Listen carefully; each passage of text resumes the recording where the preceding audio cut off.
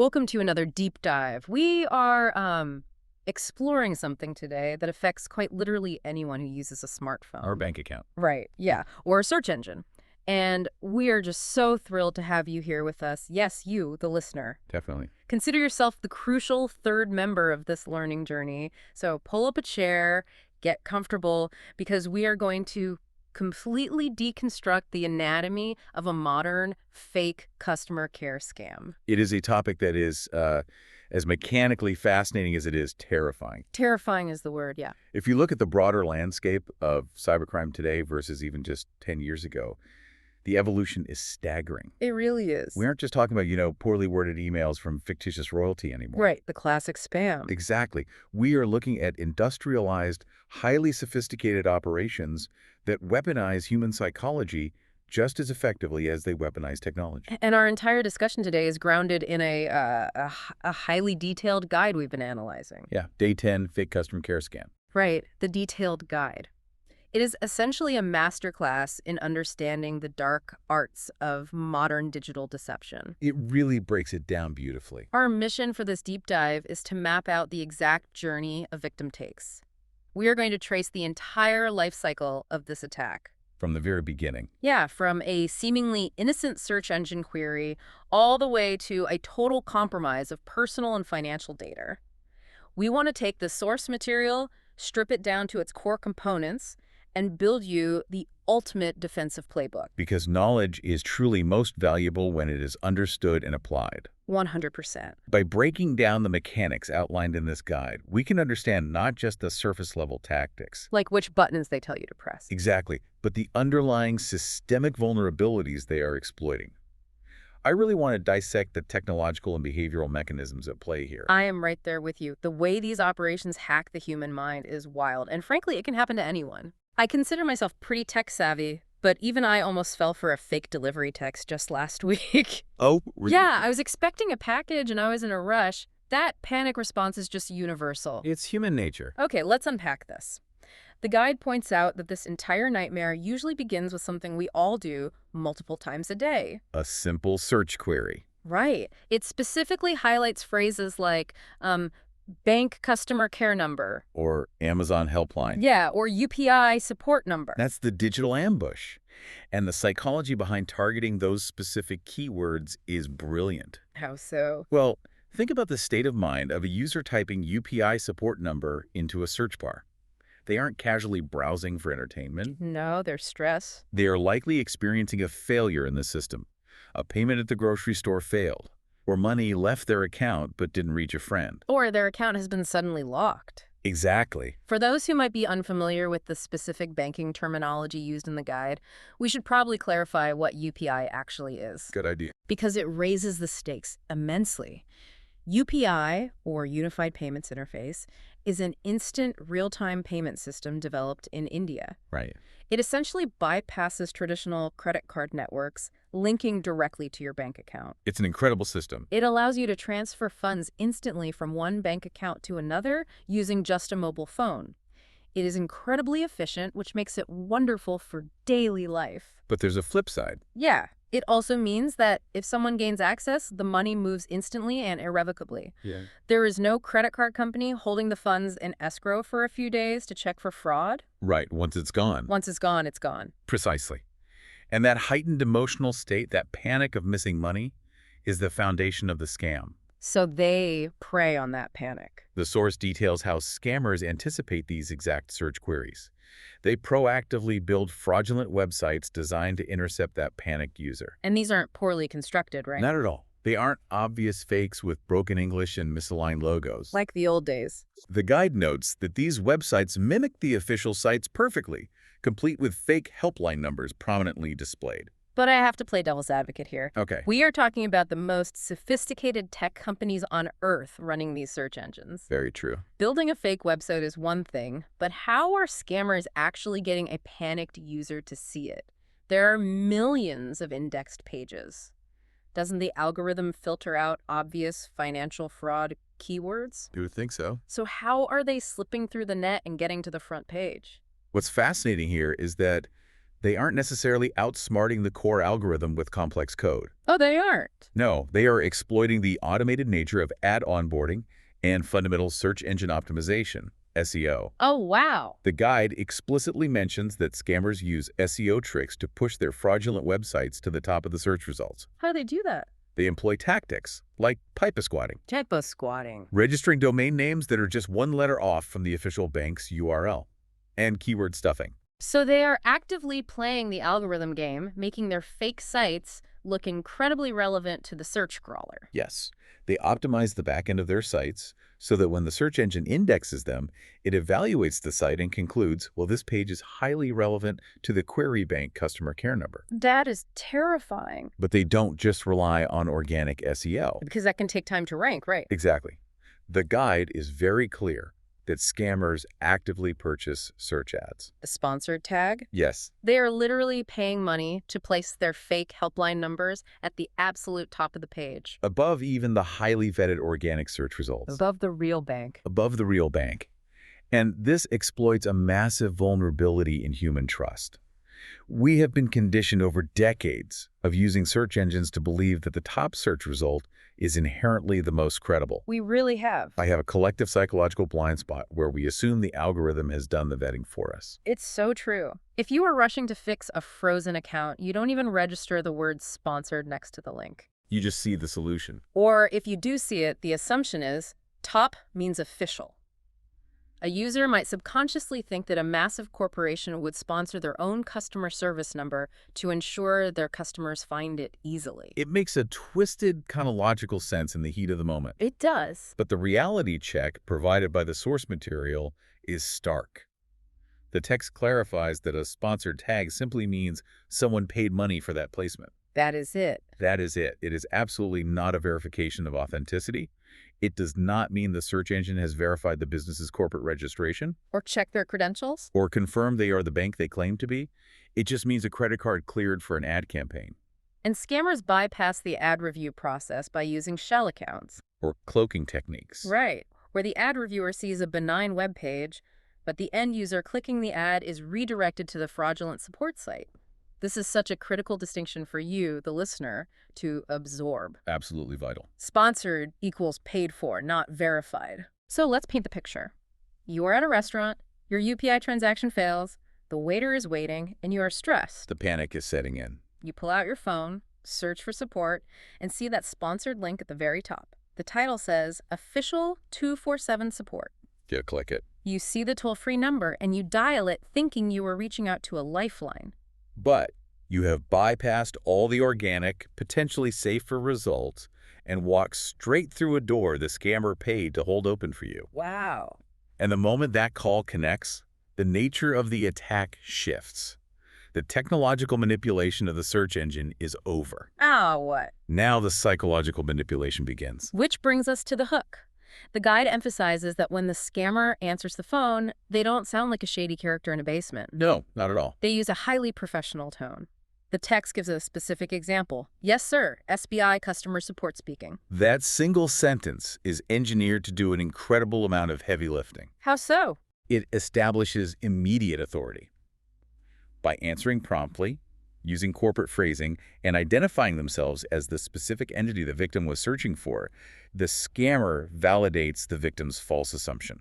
You expect a bank employee, and they deliver the performance of a bank employee. Perfectly. And these aren't lone wolves making calls from their bedrooms. From what we understand about the scale of these operations, they are often structured like massive corporate call centers. They absolutely are. They have HR departments, they have scripts, they have quality assurance. Just for fraud. Just for fraud.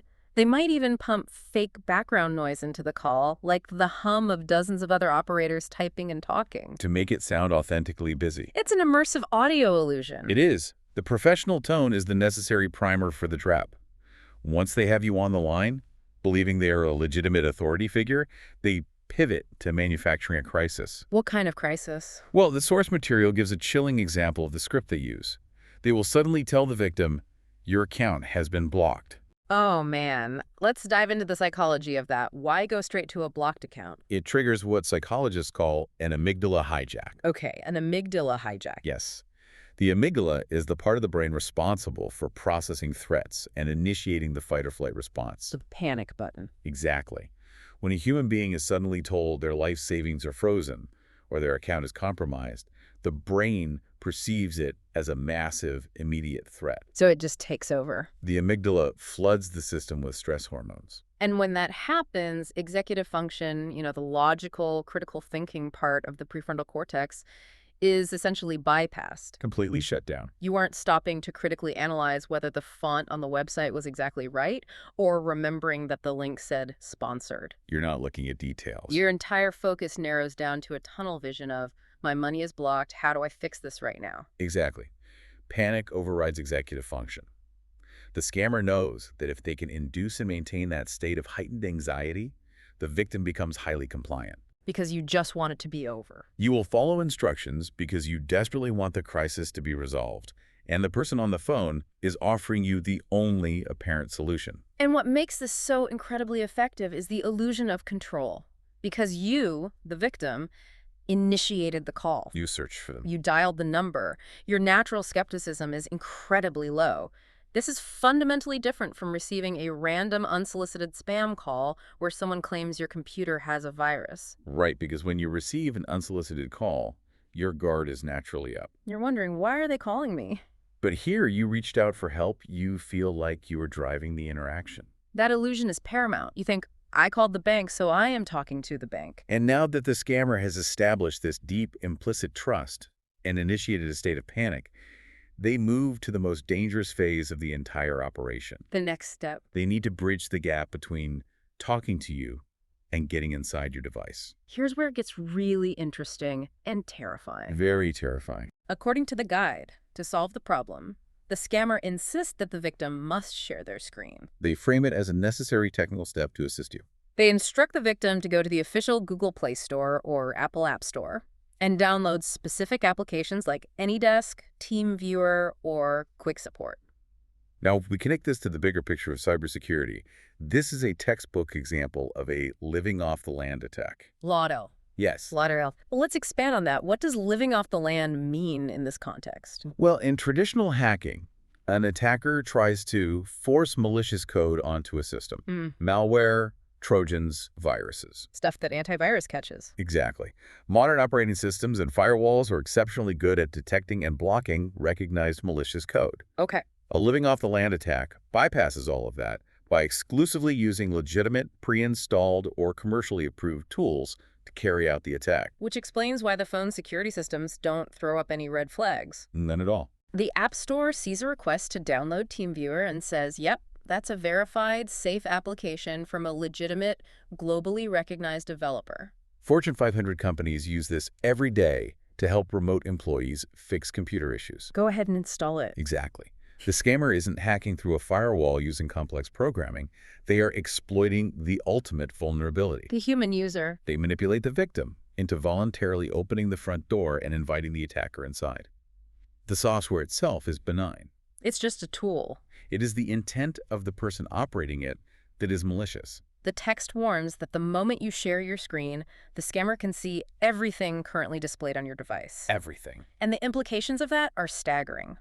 The source specifically notes they can see your OTPs. Your one-time passwords. They can watch you enter your UPI PI. They can view your real-time bank balance. Let's break down the mechanics of how devastating that visual access is.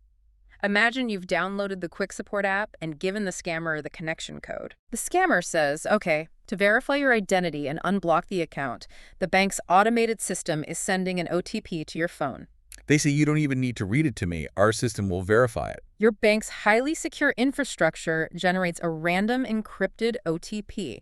It sends it to your device via SMS. The bank's security system is working flawlessly.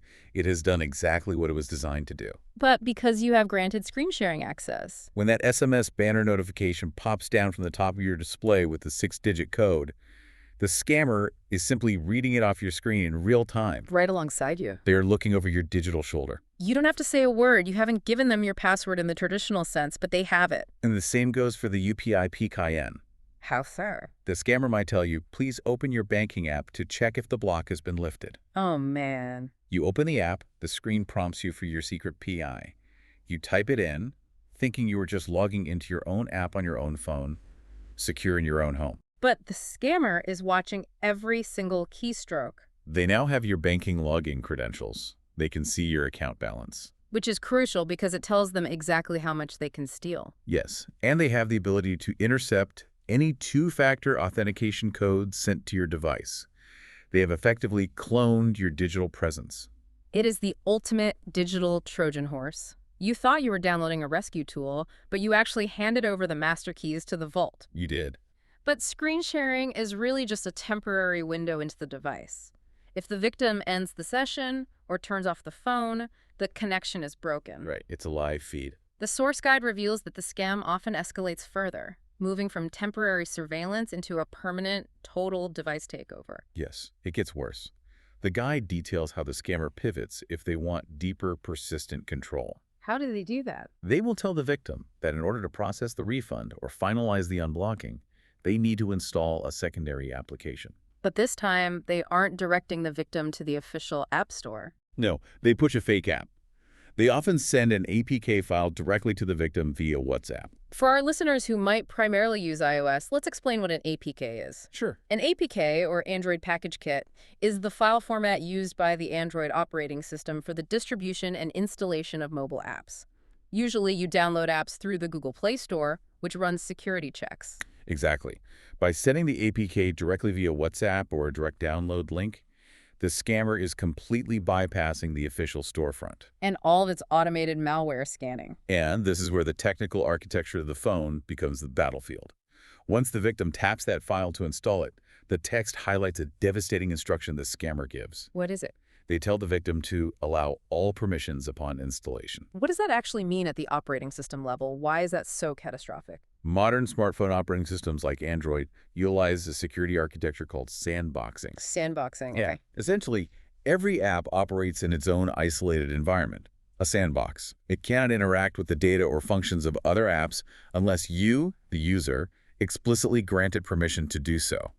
So, for example, a Maps app needs permission to access your GPS hardware to see your location. But it doesn't need and shouldn't have permission to read your text messages. So when the scammer instructs you to allow all permissions to this unverified malicious APK. You are essentially tearing down the walls of every sandbox on the phone. Wow. Precisely.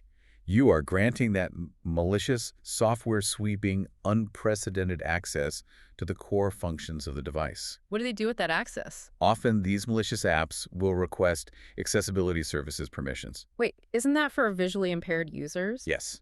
Accessibility services are designed to help users with disabilities by allowing an app to read the screen aloud or simulate screen taps. Right. But when malicious software gets accessibility permissions, it can silently read everything on your screen. Without you knowing. It can click buttons without your knowledge and intercept SMS messages before you even see them.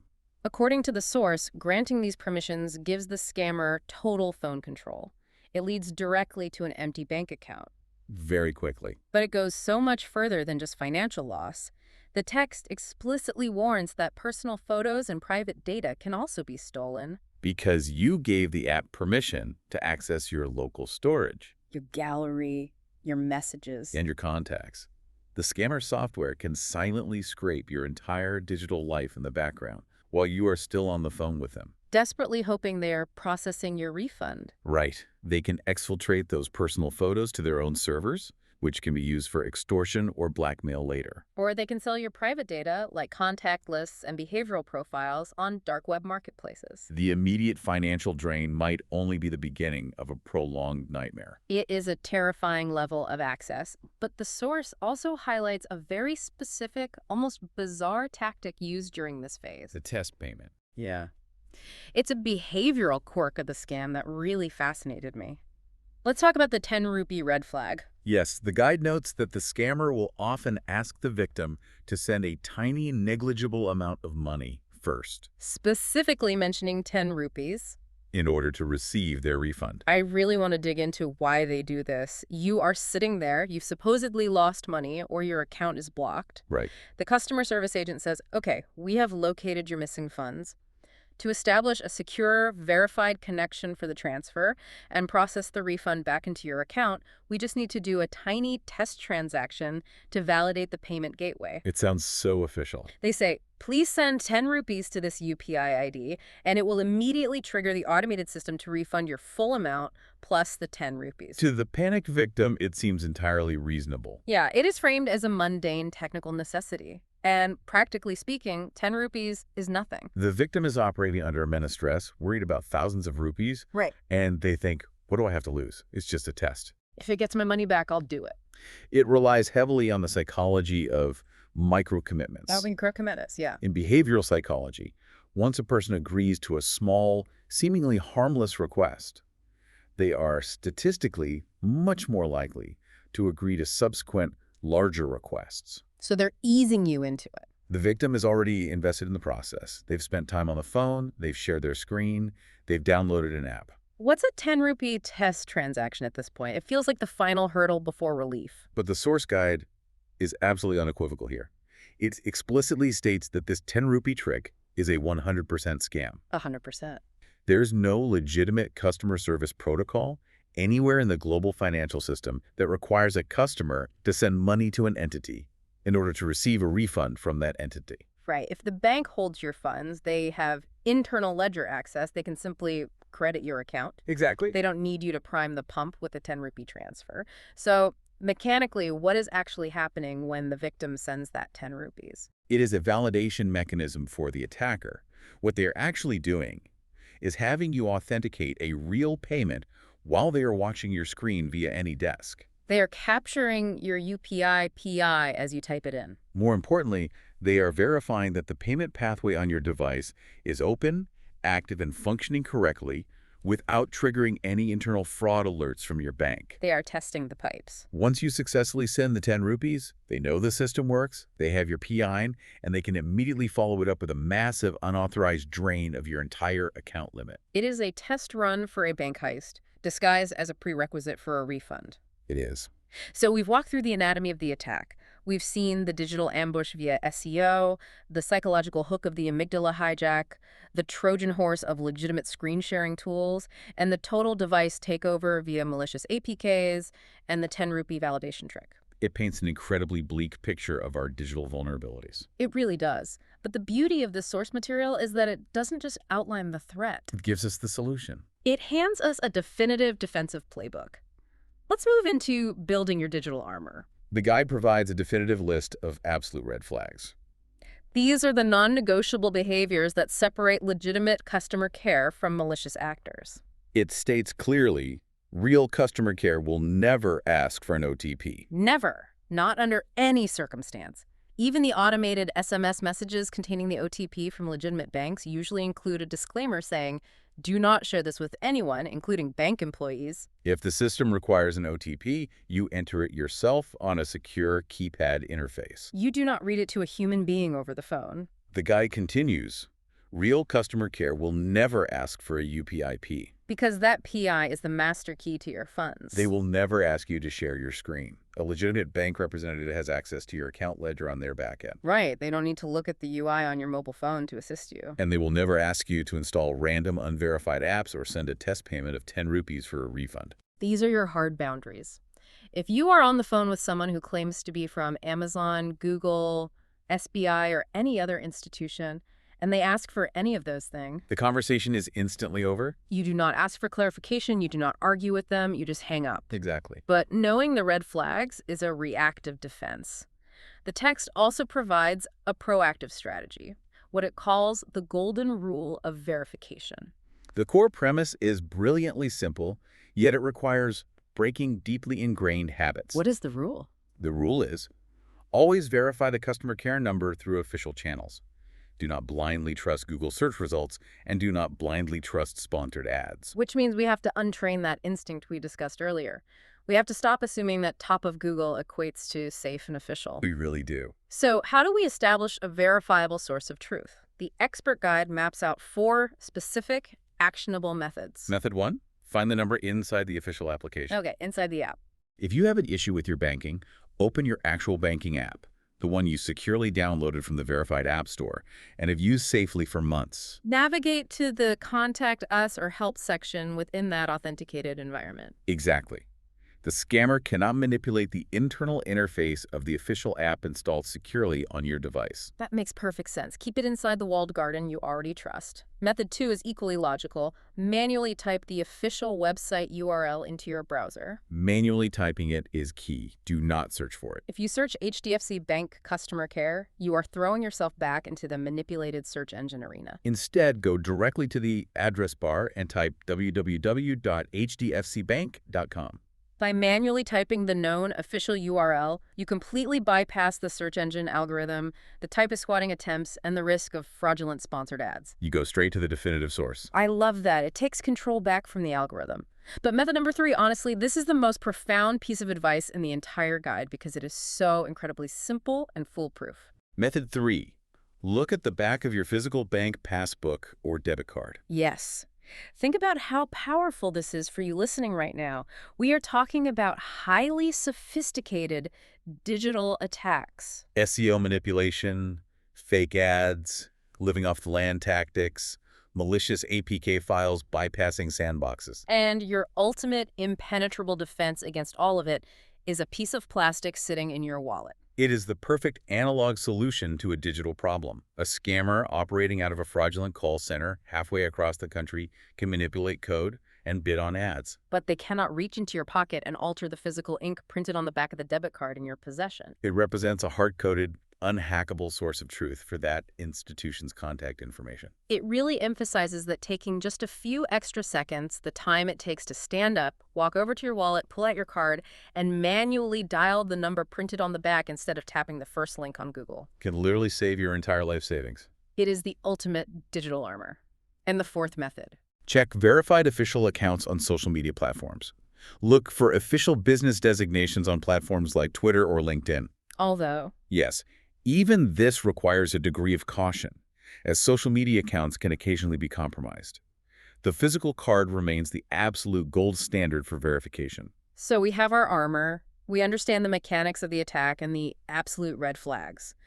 But we have to address the reality of human nature. Mistakes happen. What if the worst happens? What if someone you know, or even you, gets caught in a moment of extreme vulnerability, panic sets in, and you fall for the trap before remembering everything we've discussed? But that brings us to the final section, the critical window, and what to do if you are scammed. The source text is very clear on this protocol. If you realize you have fallen victim to this scam, particularly in the Indian financial ecosystem, time is the single most critical factor. The actions you take in the immediate aftermath dictate the mathematical probability of ever recovering your funds. The guide lists an emergency response protocol consisting of 3 immediate action steps. Step 1. Call the National Cyber Crime Helpline at 1930 immediately. 1930. Memorize that number right now. If you realize you've been compromised, that must be your very first call. Don't call a friend to complain. Don't sit on the couch in shock trying to process what happened. Pick up the phone and dial 1930. Step 2.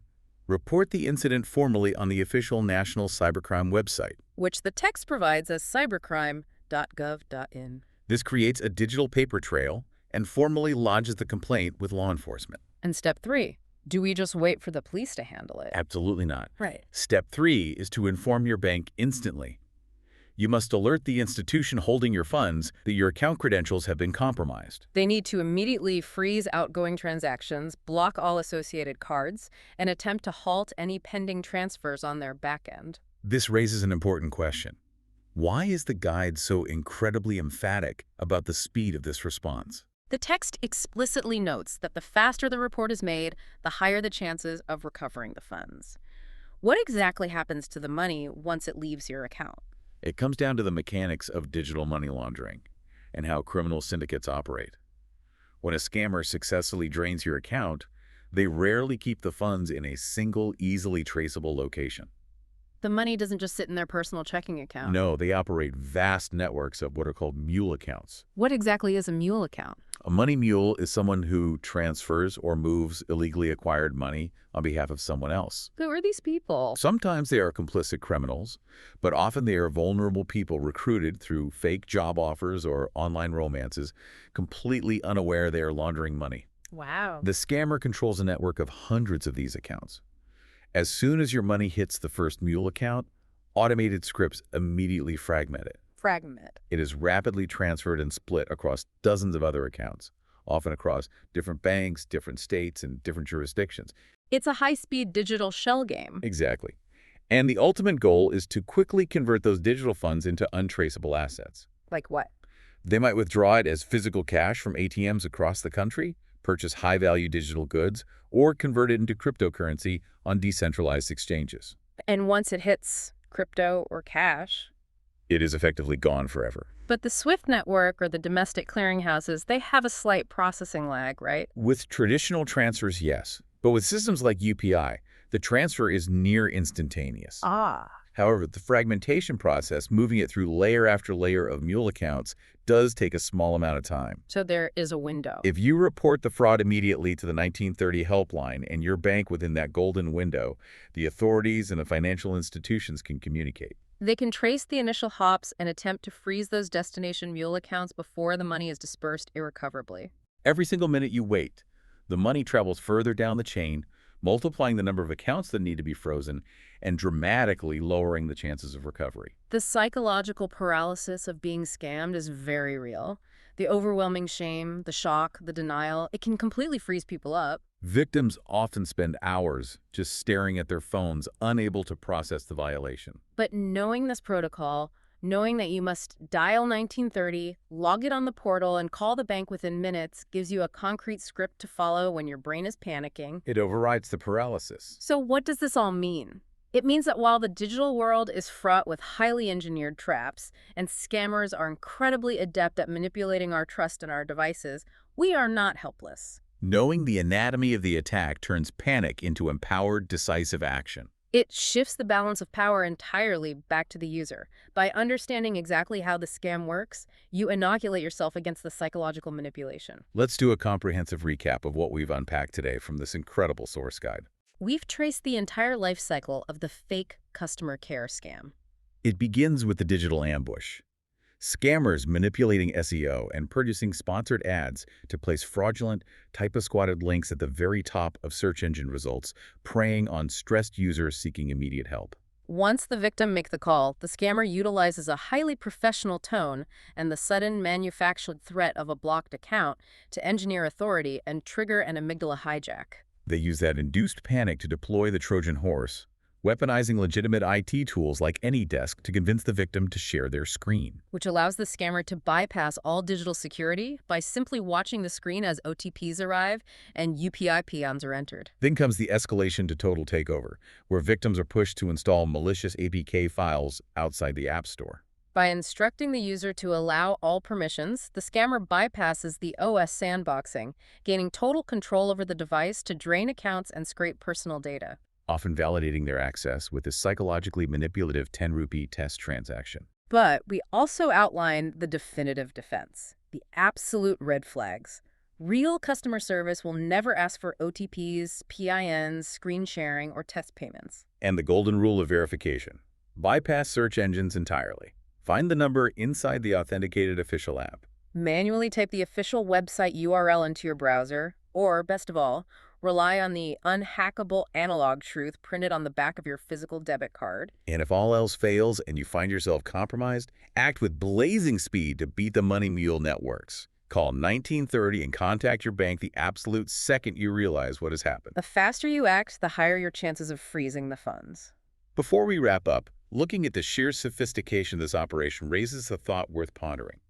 Everything we've discussed today relies on one fundamental vulnerability. The victim trusting a professional-sounding human voice on the other end of the line. But the technological landscape is moving incredibly fast. If scammers can already cause as much widespread devastation just by faking search results and reading from a script, What happens to our baseline of trust when they start deploying highly personalized AI voice clones? imagine picking up the phone and hearing the exact tone, cadence, and vocabulary of your local branch manager, Or a trusted banking representative you've spoken to personally before. perfectly synthesized by an AI model trained on a 3-second audio clip. Will checking the back of a debit card be enough to break the illusion when the voice on the other end sounds exactly like someone you know and trust? It's a question we'll have to answer soon. Wow. That is a terrifying but absolutely necessary thought to leave on. Hmm. The landscape of digital deception is constantly evolving, and our vigilance has to evolve right alongside it.